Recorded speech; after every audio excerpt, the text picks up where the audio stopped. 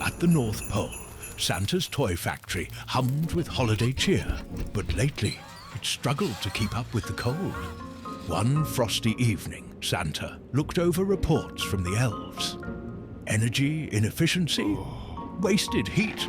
Oh dear, he muttered. This isn't very jolly or sustainable. I should call CMTA and make this the most efficient Christmas ever. Ho ho ho, CMTA?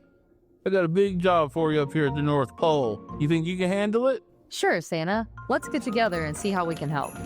Hello there. Santa, we have crunched the numbers, and with our data-driven approach, we can guarantee you the most energy-efficient North Pole campus in the world. Santa, we recommend geothermal and solar. Oh, sounds fantastic.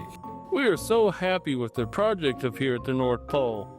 The elves absolutely love it, and the systems are so easy to maintain. Thank you so much, CMTA. Thank you, CMTA.